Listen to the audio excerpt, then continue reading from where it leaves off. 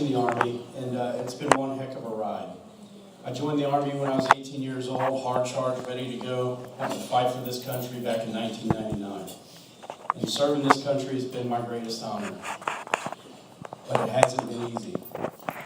In 2003, December 3rd, 2003, I was in a 3-vehicle convoy of 8 men just 15 kilometers south of Baghdad.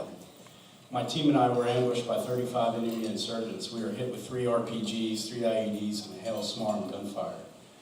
I used my body as a shield to protect my gunner, and I was shot in the arm, the chest, and took 11 pieces of shrapnel throughout my body. We continued to engage the enemy, eventually silencing all 35 men, and we moved out of the kill zone. And it wasn't until then I realized I was wounded, and we checked on my guys. My buddy Bruce, Rob McAllister was shot in the buttocks. A bullet went off my helmet into his buttocks. And Bruce Robinson lost his right leg, took 183 pieces of shrapnel to his body. While we were back there patching Rob up, we were ambushed a second time by 15 more enemy insurgents. And as you can imagine, we were all pretty ticked off. And so we came together as a team and took down the enemy. And all 8 of us made it home. So for that, I received the Silver Star Purple Heart.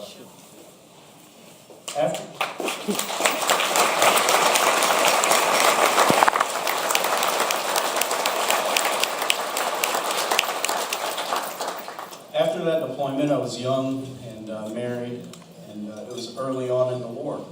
And so I had some struggles returning, but it was a little different, and it wasn't well known like it is today. Relationships was not my forte, that's for sure.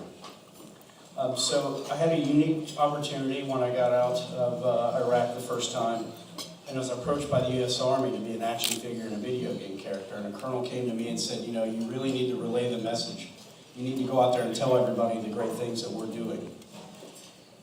And I thought about it. I really didn't want to, but he said, you know, you got to do it for the guys that weren't here and the guys that fought to your left and right. And so I took that burden on. I thought it was the greatest opportunity to go out and tell everybody the great things that our men and women do every day for this country and tell it right. And so I got that opportunity. I toured the country doing some great things. It wasn't until 2006, my buddy Bruce Robinson, the guy I told you about in the rear vehicle, he was our family. He grew up in an orphanage, foster home, never adopted, and joined the Merchant Marines and came to us and went to combat with us. We were his brothers. And so Bruce spent 2.5 years at Walter Reed. You can imagine spending 2 years of your life by yourself in a hotel room with no one. I'd go up and visit Bruce every once in a while, check in on him, see how he was doing, and everything seemed to be fine. He moved out to Arizona after 2.5 years of recovering, and he took his life. And that moment forward was probably the hardest moment for me, bar none. Because here's a man that fought for everything, sacrificed everything, and couldn't take it anymore.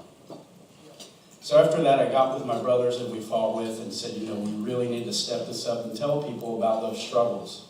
So we made a film called Halfway Home, a documentary featuring myself and several other combat veterans about the struggles from the Lord. I've had 2 suicide attempts, 33 different medications. I'm an alcoholic in recovery. War is not a pretty thing, but returning home is not either. You spend years with your guys getting ready for combat, and you get 10 days to prepare for life. In the military, everything is right there for you. Your uniform's given, you know when you're eating, you have a mission, you go execute. You leave the military, you figure out what to wear, where you're going to go, what schools your children are going to attend, how you're going to financially support your family. You have to figure it out with the burdens on top of that you've carried for so long. And so that's why our suicide rate is what it is at 22 a day. That's why it is what it is, where I have so many veterans struggling. That's why Chris Krieger's here. That's why every one of you here to help support those efforts. So after I made that film, it was incredible for me because we got to go out and tell that story. And the response has been unbelievable. We've shown it here twice in Buffalo, and each time it's gotten some great results, and really proud of that. You know, Afterwards, I deployed in 2010, struggling along the way, thinking that, I was really missing something. In 2003, the war was something different. We were invading a country. It was unique, special. It was, the new war. We were fighting for our country. We were taking out bad guys, doing what we were supposed to do. And so when you leave that camaraderie and those men and that job, you're always looking for that again. You're always searching, chasing the dragon. And so the things that I dealt with, from losing my house to my wife, my job, I was really looking for something. So I thought, I'll just join the National Guard and deploy again. And that's what I did. And so in 2010, I deployed to Iraq. Much different now. In 2010, you got to think this is the end of the war, with drawing down of forces, and it became Operation New Dawn. At that point, we're running trucks up and down the highways, just sustaining ourselves. And I thought, what the heck are we doing here? And throughout that time, I struggled. I struggled internally. I struggled with my men, telling them, you're here for the right reasons. It was extremely difficult. I know that we were, but again, the burdens that a soldier carries is just not easy. So after my deployment, I threw all the weight back up on my shoulders, thought I could carry it, figure it out. With 2 kids, met a new woman, we get engaged, cruising along. And then life happens. Life doesn't stop for the soldier. And so on September 1st of last year, things were kind of going downhill for me. And I've been contemplating suicide for over a year. And I decided, I woke up that day, I wrote a goodbye letter to my children. I told them that I no longer deserved to be on this planet. I wasn't worth it. And I hope that they lived on and carried the name better than I did. And so that day I took a truck into a tree at 70 miles an hour, closed my eyes, said my goodbyes, and I opened up my eyes, and I was still there. There wasn't a scratch on me. The truck was totaled.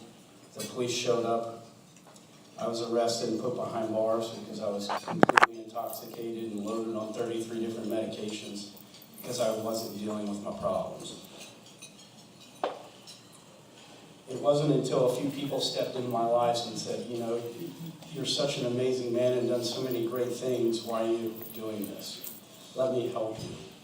And so this guy named Wes Huddleston flew in and picked me up and took me to rehab, and I spent 47 days there sober. Today, I'm 314 days sober, and it's the most proudest thing I've done.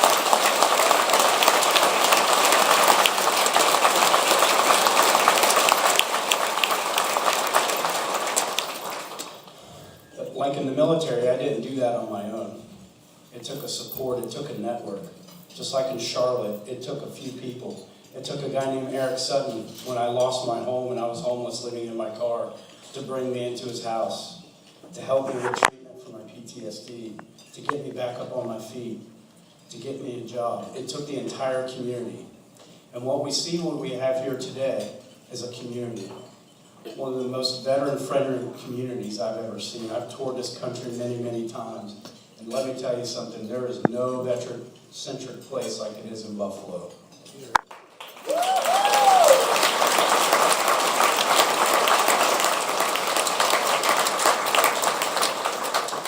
Every veteran is strengthened by their service to this country, but that strength is tested when they come home. And sometimes they fall off the path. And every veteran deserves the same second chance that I received. And people like Chris and Western New York Heroes has given them that second chance. Every once in a while, we need a hand up, not a handout. And Chris and Western New York Heroes is doing that. I've been up here quite a bit, and every time I'm taken back by how friendly and how awesome these people are. From Joe Chifa, where you at, Joe? Raise your hand. Hi, buddy.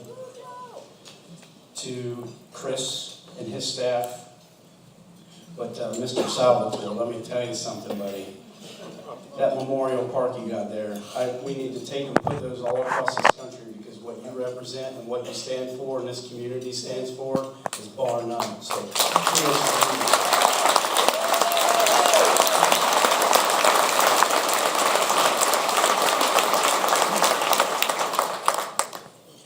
But today for me, it's about taking care of our men and women to our left and right, just like it was in the military. My job's not over. I took off that uniform, but I didn't remove that flag. I didn't remove that patriotism in my heart. And so here today, I stand before you, a better man, a humble man, helping the men to my left and right. And that's our challenge to you. These colors don't fade, and it's up to you to make sure they don't. Thank you, guys.